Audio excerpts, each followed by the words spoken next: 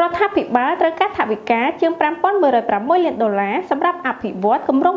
189 សម្រាប់រយៈពេល 3 ឆ្នាំព័ត៌មាននេះនាំមកជូនលោកអ្នកដោយ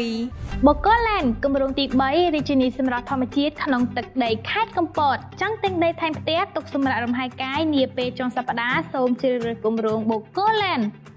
អាចធ្វើការបង់រំលោះរយៈពេល 3 ឆ្នាំដែលអត់មានការប្រាក់សូមទំនាក់ទំនងតាមរយៈលេខទូរស័ព្ទ 085 333 802 ឬក៏016 333 802លំនៅឋានបែបអភិជនរចនាដ៏ប្រណិតនិងរស់រវើកបុរីវិមានសំណាងផ្ដោតលើគុណភាពសោភ័ណភាពផ្សារភ្ជាប់ជាមួយដងព្រៃធម្មជាតិដ៏ស្រស់បំព្រងផ្ដល់នូវផាសុកភាពក្នុងការរស់នៅមានទីតាំងស្ថិតនៅខាងជើងក្រសួងដែនដី 2500 ម៉ែត្រទំនាក់ទំនងលេខទូរស័ព្ទ 095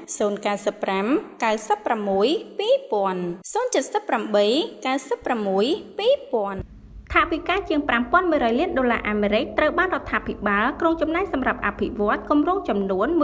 189 ក្នុងរយៈពេល 3 ឆ្នាំដែលចាប់ផ្ដើមពីឆ្នាំ 2023 ដល់ឆ្នាំ 2025 ខាងមុខព័ត៌មាននេះត្រូវបានលើកឡើងដោយសម្ដេចអគ្គមហាសេនាបតីតេជោហ៊ុនសែននាយករដ្ឋមន្ត្រីនៃព្រះរាជាណាចក្រកម្ពុជានៅព្រឹកថ្ងៃទី 28 ខែតុលា ឆ្នាំ 2022 នេះដែលសម្ដេចបានដឹកនាំកិច្ចប្រជុំពេញអង្គគណៈរដ្ឋមន្ត្រីនិងបានបន្តពិភាក្សាលើរបៀបវារៈស្ដីពីសេចក្តីព្រាងច្បាប់កម្មវិធីវិនិយោគសាធារណៈ 3 ឆ្នាំរំកិលឆ្នាំ 2023 ដល់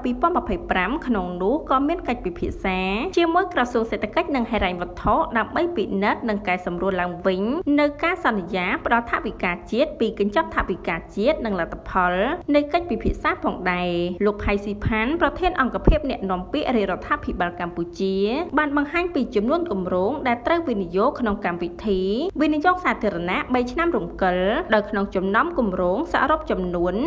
663 គម្រោងនៃកម្មវិធីវិនិយោគសាធារណៈ 3 ឆ្នាំរំកិលឆ្នាំ 2023 ដល់ 2025 នេះមានចំនួន 189 គម្រោងជាគម្រោងកំពុងដំណើរការដែលត្រូវការទុនវិនិយោគចំនួន $5,106 លានអាមេរិកនិងចំនួន 474 គម្រោងជាគម្រោងសម្រាប់អនុវត្តក្នុងផែនការយុទ្ធសាស្ត្រអភិវឌ្ឍជាតិដែលត្រូវការទុនវិនិយោគ $4,115 លានអាមេរិកលោកស៊ីផានបានសរសេរក្នុងគណនី Facebook របស់លោកនៅព្រឹកថ្ងៃទី 28 ខែតុលា ឆ្នាំ 2022 នេះ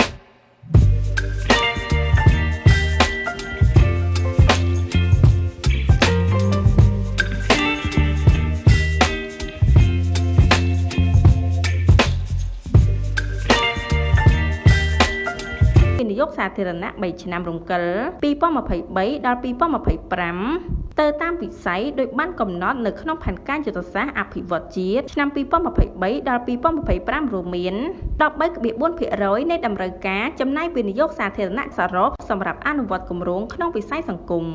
43.6% នៃតម្រូវការចំណាយវិនិយោគសាធារណៈសរុបសម្រាប់អនុវត្តគម្រោងក្នុងវិស័យសេដ្ឋកិច្ច 37.4% នៃតម្រូវការចំណាយវិនិយោគសាធារណៈសរុបសម្រាប់អនុវត្តគម្រោងនៅក្នុងវិស័យសេវានិងកម្មវិធីអន្តរវិស័យ 5.6% នៃតម្រូវការចំណាយវិនិយោគសាធារណៈសរុបសម្រាប់អនុវត្តគម្រោងក្នុងវិស័យសេវានិងកម្មវិធីអន្តរវិស័យសេចក្តីសន្និដ្ឋានលោកផៃស៊ីផានបានឲ្យដឹងថាដោយឈលលើក្របខ័ណ្ឌទស្សនៈរួមមួយដែលកំណត់ពីតួនាទីដ៏សំខាន់មិនអាចខ្វះបាននៃការវិនិយោគក្នុងការជំរុញកំណើនសេដ្ឋកិច្ចយើងអាចធ្វើសេចក្តីសន្និដ្ឋានជារួមបានថាការធានាឲ្យមាននៅកម្មវិធីវិនិយោគសាធារណៈមួយដែលត្រូវរួមចំណែកក្នុងការធ្វើឲ្យមានកំណើនសេដ្ឋកិច្ចជាតិទាំងមូលក៏ដូចជាធ្វើជាឧបករណ៍ផ្នែកគោលនយោបាយសម្រាប់ប្រែក្លាយគោលនយោបាយអាទិភាពជាតិឲ្យទៅជាការពិតជាក់ស្ដែងគឺប្រការចាំបាច់នៅក្នុងដំណើរការនៃការរៀបចំគោលនយោបាយអភិវឌ្ឍសង្គមសេដ្ឋកិច្ចសហការឧបត្ថម្ភដោយ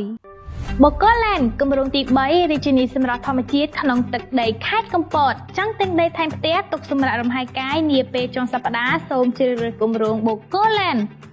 អាចធ្វើការបង់រំលោះរយៈពេល 3 ឆ្នាំដែលអត់មានការប្រាក់សូមទំនាក់ទំនងតាមរយៈលេខទូរស័ព្ទ 085 333 802 ឬក៏016 333 802គុណភាពប្រណិតភាពនិងស៊ីវិល័យផ្ដល់ជូនពីបុរី GB Resident ជាបុរីដែលគិតគូរលើបរិស្ថានបៃតងនិងផាសុកភាពដល់អ្នករស់នៅទំនាក់ទំនងលេខទូរស័ព្ទ 066 ឬ 077 3